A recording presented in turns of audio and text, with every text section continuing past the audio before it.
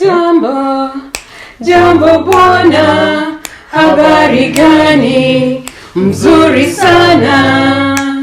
Wageni mwakaribishwa, Kenya yetu hakuna matata.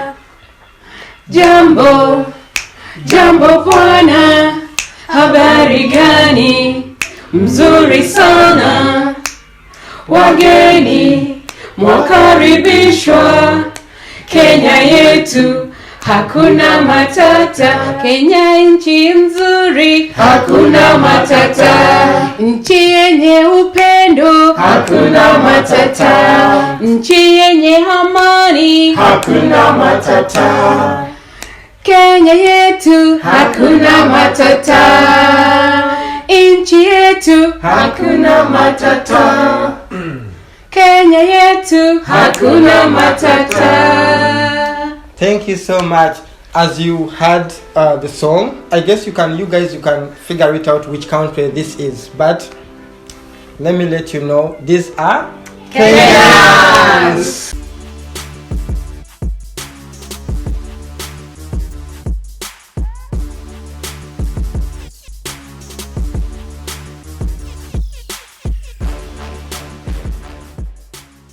So thank you guys for watching my previous video. You guys are awesome, and thank you for subscribing.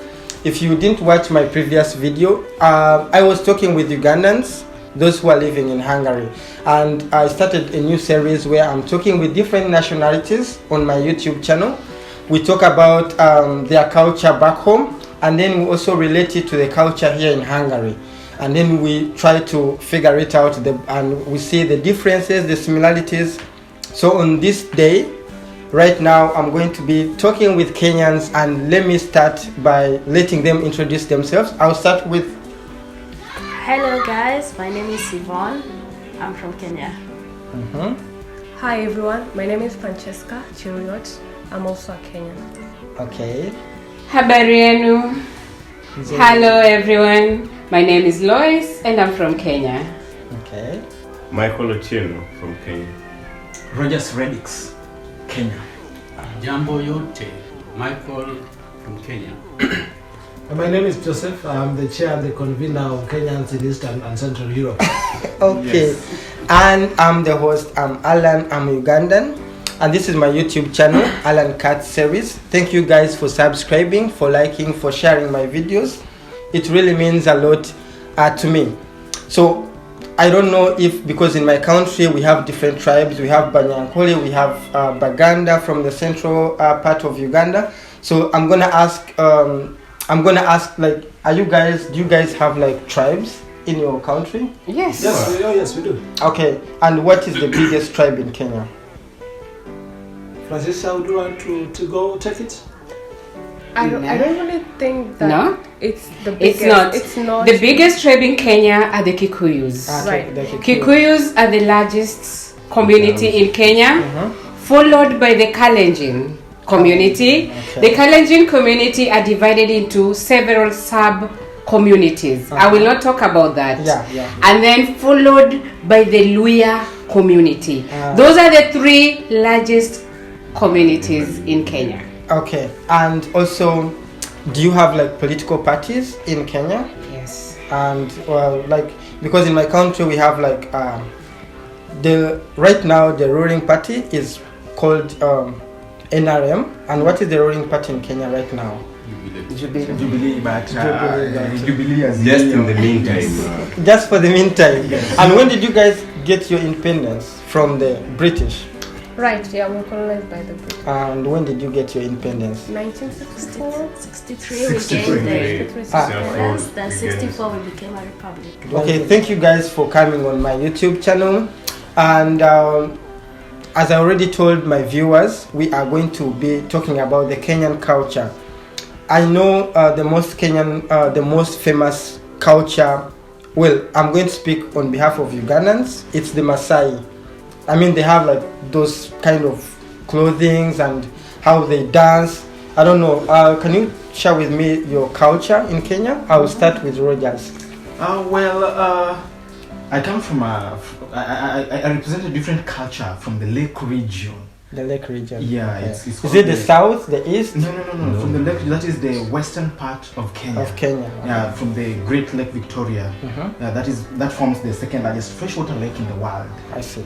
Yeah, so as you have said, in your country, we also have the Maasai people, because they're the most community that presents out their culture, and we allow them to even walk to the bank with their swords, with their spears. They can walk to the bank. You don't get scared? No, we don't get scared, but a normal Mwanahinchi like her can't walk to the bank with a small penknife.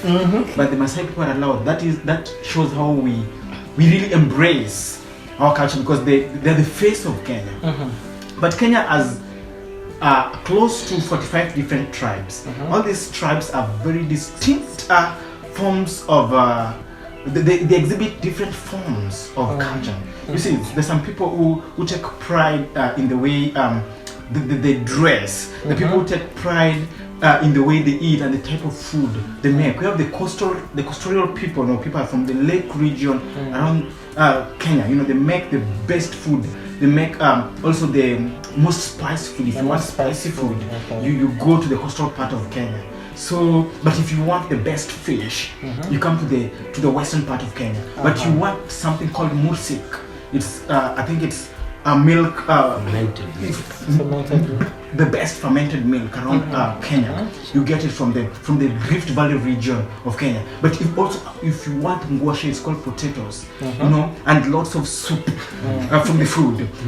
You get it from where she comes from, the central. Where do you come from? So that makes us unique as a country. And if you want the best beer? If you want the best beer, It depends. Local beer? Depends. It depends, but if you want to drink of expensive fine whiskey or cognac, you're lucky to share to the people that comes from this region. Yes. And how about the food? Do you guys share the same food in the whole country? Okay, in Kenya, different communities identify with different types of foods. Just the same way Rajesh has talked, maybe I'll take you through a walk from the coastal region of Kenya all the way to the lake. So at the coastal region, the coastal guys somehow tend to identify themselves with the Arabs. So most of the foods that are cooked at the coastal region have been influenced by the Arabs. That is where you'll find foods like pilau, biryani, where you'll find things like mahamri, viazi karai, and the rest. Okay, I see. Then you move now. I'm going to look at the regions in blocks. I'll not talk about each and everything, all of them. Then we move to the eastern part of Kenya. In the eastern part of Kenya, we have several tribes. We have a tribe called the Kamba, and the Kambas, they have also different foods. They have modokoi, which is their main food. Modokoi. It's called modokoi. That is the Kamba's main food.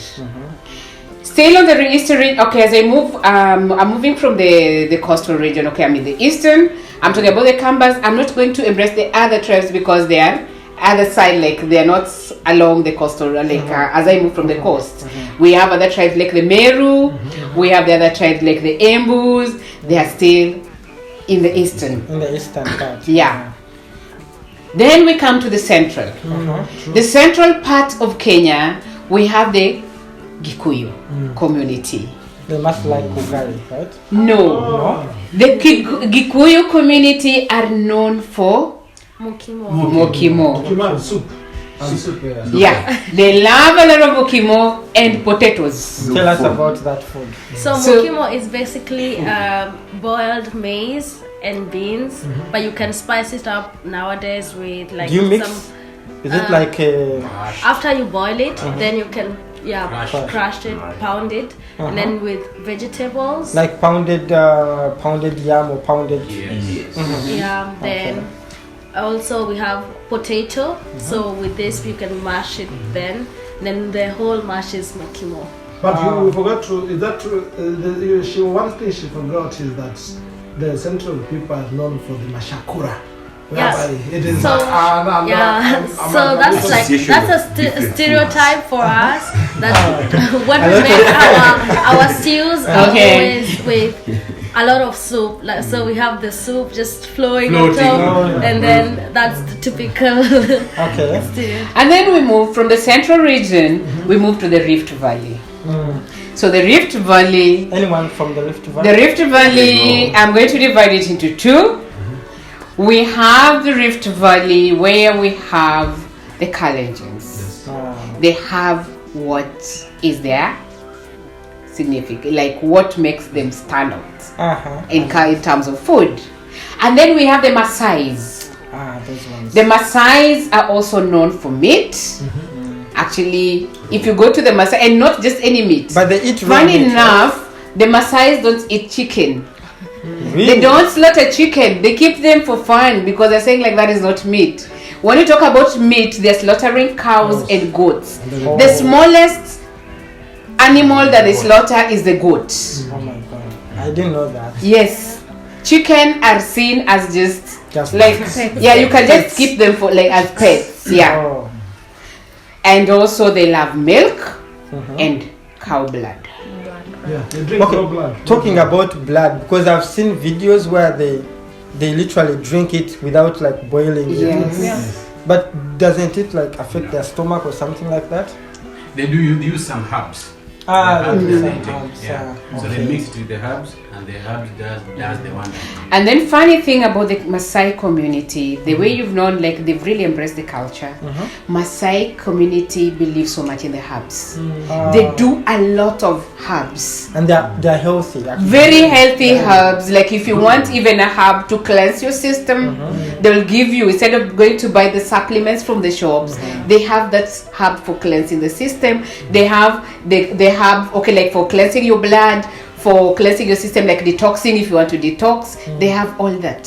So this is really interesting. Okay, guys, if you're just catching us like right now, this series that we are doing, it's called A Cup of Coffee with Foreigners. So we literally interact with different people. And what we do is that we just share with you guys who have never been to Kenya like right now. So now we give you a whole picture of what is happening in Kenya, how the culture is, how different is it from other countries. So I'm going to go, there is someone who hasn't talked.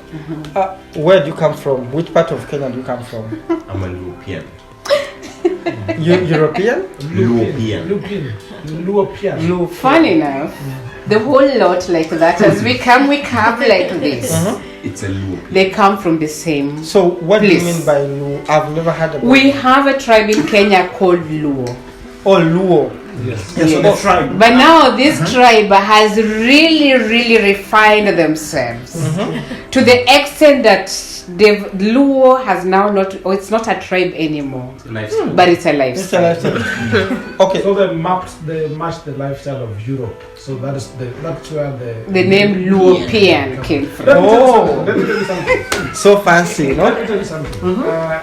In Kenya, for those who do not know, Kenya has one of the best tropical weathers. Climates. And if the viewers are looking for somewhere to enjoy their holiday, then Kenya is a safari tourist destination. Right from the coastal region where you can enjoy the hot weather, the sandy the beaches, the coastline. The coastline. But it's expensive. No, it's affordable. When you compare with Ugandan money, because Kenyan money is like no, even bigger than Hungarian. No, it depends on the definition of expensive. And also not to forget also the variety of foods that we have in Kenya. We are very rich. But you know Kenyans, they drink more. Like I think in Africa you guys have like number 1 or number 2, like when it comes number 2 I think after South Africa. In terms of drinking alcohol. And funny enough, let alone even drinking alcohol. I was reading somewhere, and I would actually say it's actually true if somebody would ask me. Nairobi has been marked as the best country when it comes to entertainment joints. We are party nation. It's a party nation. Party nation. We call it bigger sherehe. I agree, because when I went to Kenya, like because we don't have Hungarian embassy in Uganda, so all Ugandans, I think even like people from Tanzania, Rwanda, they all rushed to, they all rushed. So thank you guys for hosting us for that. Yeah, I think by that you are trying to say that Kenya is the hub of East Africa. Yeah, something like that. No, it's not something, it's the hub actually. Yeah, but because I think like Nairobi is really a developed city. Just to make a point, and before I was interrupted earlier, I was trying to address the potential tourists by letting them know of the potential tourist zones outside that they could visit. But the fact that Nairobi is that you experience an element of insecurity doesn't mean that Nairobi is not secure. Yeah. I think there's even in Uganda, security measures have recently been so improved. Our current government, which is working hand in hand with the opposition through the handshake, has really put in place. Has really put in place stable security measures to make sure that everyone who visits Nairobi can be very safe, or can assume that they are very safe as long as they take proper measures. Two, there is also a very clear reporting mechanism. And CCTV cameras have been installed in various strategic points. And they are working because they're working on them. Closely monitored. Because there is footing there. I think it would go without to be a felony or a misdemeanor if you fail to acknowledge the people who have really worked hard to ensure that the security levels is improved. One of them is the current president, His Excellency Uhuru Kenyatta. The Minister for Internal Security, Interior Affairs is Dr. Fred Matiang'i, and the handshake partner, the Right Honorable Raila Odinga, Prime Minister. Talking about Kenya as a tourist, center or council.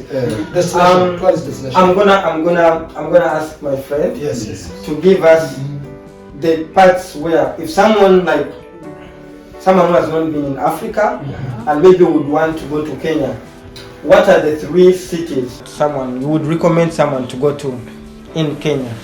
Just three cities. That is Maasai. Those are attractive sites. Yeah, attractive sites, like you go there and it's amazing. I think first, Mombasa will now carry the day. Now Mombasa. And the affiliate towns that are there, Malindi, a part of Lamu. But then when we move now to the interior, I think mostly Maasai Mara, Naivasha, then Maasai Mara would carry the biggest. Actually, people go for safari drives in Maasai Mara, where they are even able to watch the wild beasts. That magical movement, where they cross the Mara River to Serengeti and then they come back. So there's a lot of hot air balloon. You can go there, fly over the entire Mara. Then from there, part of Naivasha, because Naivasha also has got a very unique attraction. There are so many lakes there, so tourists go there, even local tourists go there. Flamingos, people go there to watch. And then don't forget the craters. The craters also. Do you have baboons? Mountain gorilla? Baboons. You're forgetting the only. Because Uganda is famous with. You're forgetting the only national park within the city. Yeah, because the Nairobi National Park. Yeah, you are within the city, and you're in the national park. Yes. So then there is the Kitwikai in the western region, which is also a very good tourist attraction site. You go and see the stones, the indigenous stones. And you have the stones in the mountains. Kakamega Forest. There is also a place you can go and see nature. And also the mountains. We have our mountains. We have Mount Kenya. We also have the mount that we are sharing with Tanzania, Mount Kilimanjaro. We have Mount Elgon. And also in Naivasha we have Mount Longonot. So we have also Menengai that is always erupting. So if you are there at the right time, you'll see the volcano really. And the lava. We also gave you a chance to consider Lake Victoria as part of Kenya, yet it's not, right? No. Actually, Lake Victoria, and right now, funny enough, right now, Lake Victoria is actually becoming another Mombasa. Yeah, true. Yeah. Come on, yeah, like Victoria is. It's becoming another Mombasa because, like right now, if you find Mombasa very expensive for you, or maybe too humid for you, you can go to along Lake Victoria. We have nice beaches, nice resorts. Yes. We also, like near Lake Victoria, we have like there's some animals. You'll see we have parks near.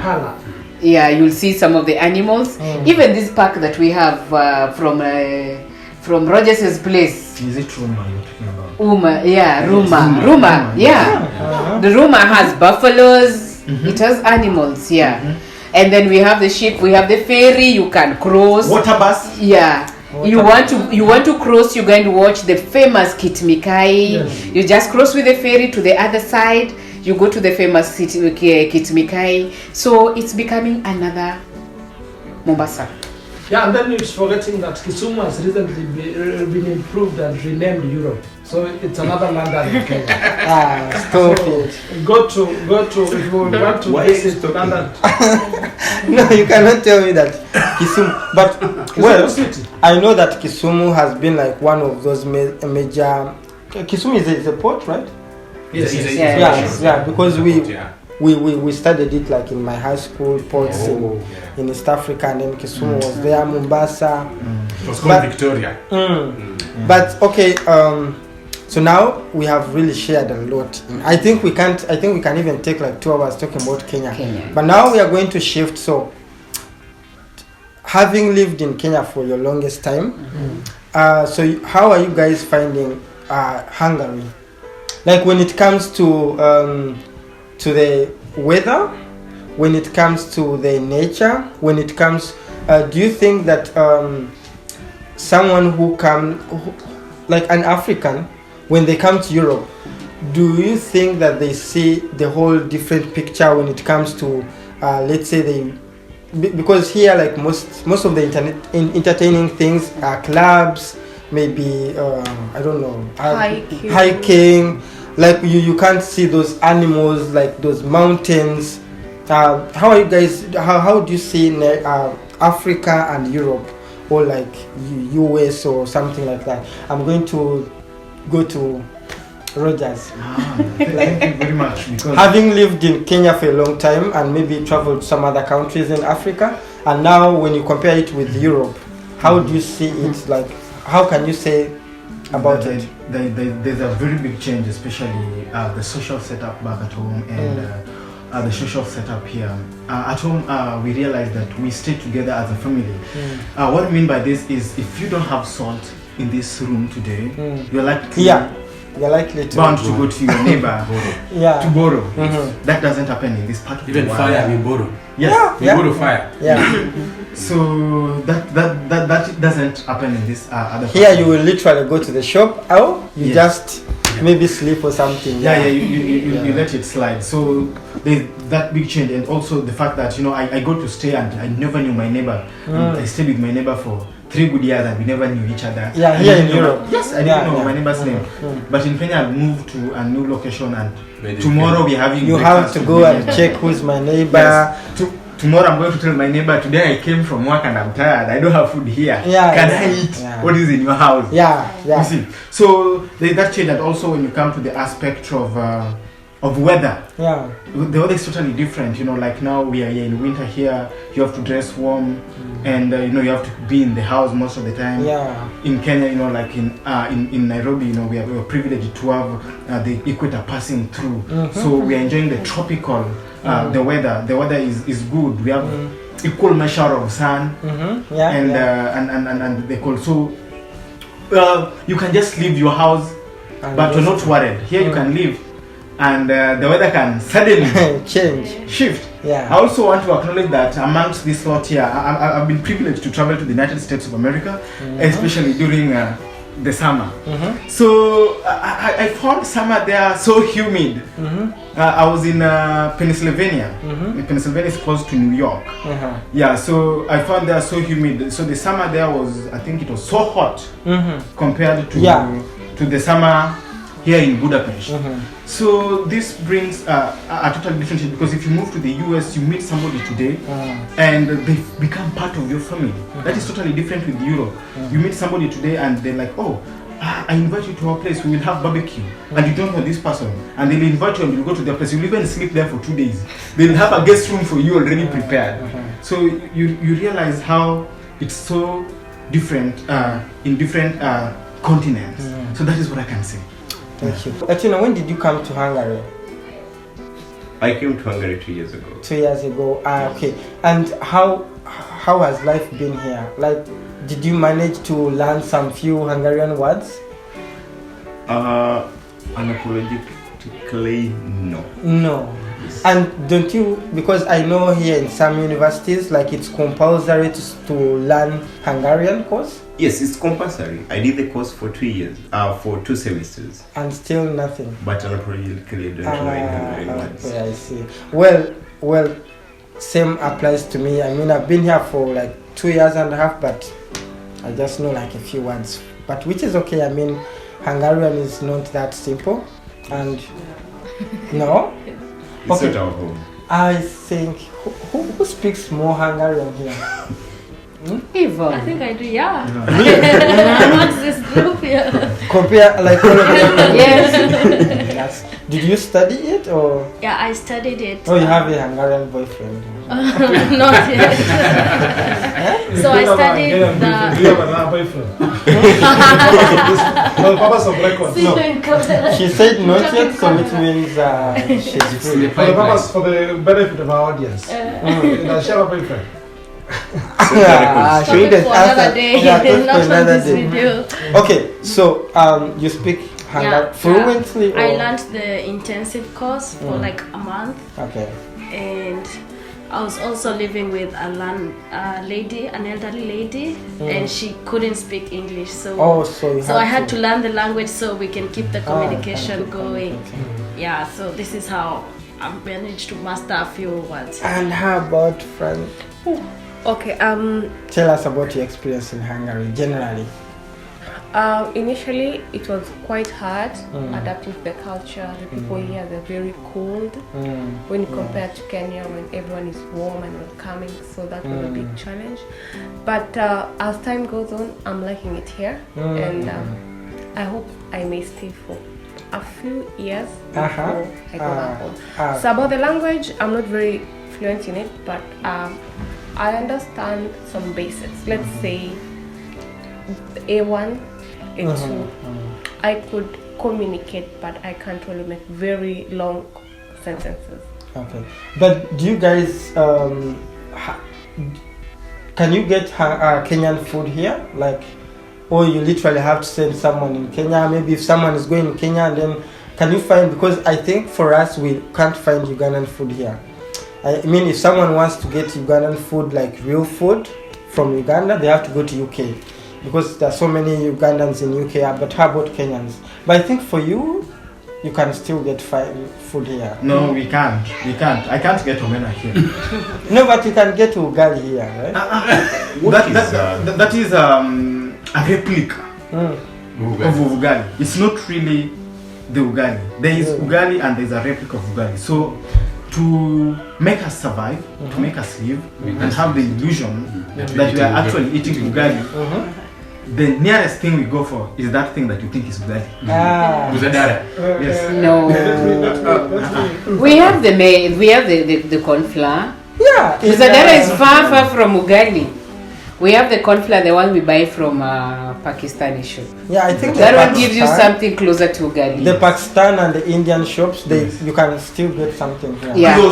So I come from the school of thought that the world has alternatives. So if you can't get the real, that real particular food that we consume in Kenya, I think the world has provided an alternative. That is where we have the corn flour, what we found in Pakistani shops. Yeah, the Pakistani shops. And then there is also, but the challenge we have is that the naming, the nomenclature of these particular foods. is very different from what we know at home. For example, spinach. So probably you're looking for spinach and you expect the spinach that you consume back at home, but the one you get here is a bit refined. So in fact, it is a and then it is. I was going to say something about the skuma wiki. The skuma wiki, all the kales, the kales we consume at home is not available here, but we have improvised some cube leaves for the tubes that we kind of prepare and can be used as an alternative to skuma wiki, and at the same time. Now nature, nature abhors vacuum. So. But let me tell you something. Too much English. Funny enough, if you walk in Hungarian forest areas, I got traditional vegetables. Even Managu, I have. You don't even have to go. Even the parks that we have, not even the forest, the parks we have here. Yeah, you'll find very nice vegetables, but they've been done for. We'll find like there's a vegetables. We have traditional vegetables in Kenya. We have one called Managu. Managu grows everywhere. I've seen it even along the streets, like. When you walk along the pavement, you'll find a nice. But maybe Hungarian, they don't know that. They don't know, and you see that will make the matter worse. That is where the dogs go and urinate. So you can't pluck it. It's nice. And then another one that you will get everywhere. Here in Budapest. Here in Budapest, it is all over. Terere. Terere is all over. Where do you get it? Yeah, even the parks. Maybe Rogers, you don't know what. You see when you at work, when you're going to when you're entering to our office, on this on the left hand side, all that area that is terere. Are you allowed to bless it? Yes, they allow you to because they don't know. There is terere. It's just grass. Me, I don't like terere that much, cooking it on its own. But I have actually, you see where you guys pour the sand behind there. Down there, you'll find managu. I've always sourced managu from there and cooked here. Yes, because that one there I know is very clean. Nobody does anything there. No. So Alan, those are the challenges that we got in here. The foods may be available, but the locals here, all the natives here, do not know. They don't know. Actually, so we also go by that. And we also are not. You can just pass. We can just pass them. So unless it is identified, well packaged, and processed, ready for sale, then it might escape us. But in the meantime, we found best alternatives that makes us survive. Sure. So as much as we lack the real one in Kenya, but at least that is the second best alternative that we're using. But at least when you go to the supermarkets, you can find carrots, cabbages, and you can. Interestingly about the sukuma wiki, what I observed from the grocery stores is that they have the bulb version of it and the leaves. For us, we eat the leaves and throw away whatever else. But now they eat the bulb and then throw away the leaves. But that is the skuma wiki. Yeah, it's very hard. That one is very hard. If you have to cook it, you boil it the way somebody is boiling githeri. It is not smoke. You have just created in our mind. Yeah, people just created in their mind that it's skuma wiki. We don't know. Maybe we are consuming something we don't know. But according to the EU regulations, if you go to street supermarkets, they don't allow you to pick it. They don't, Lidl will not allow you to pick it. There's a time we went and picked it, and when we reached the counter, they were like, no, we can't. They refuse literally. But Spar, you can pick it. As we come to the closure of this video, thank you so much guys for watching my previous video and also this video. I would want you to comment, like and share with your friends. Let us know what you think about the Kenyan culture and also the Hungarian culture. And the next video, I don't know, you guys tell me which country you want me to bring on my channel. Thank you so much. And as for the Kenyan culture, they always want you guys to come and visit their country Kenya, and this is how we say it. Karibuni Kenya.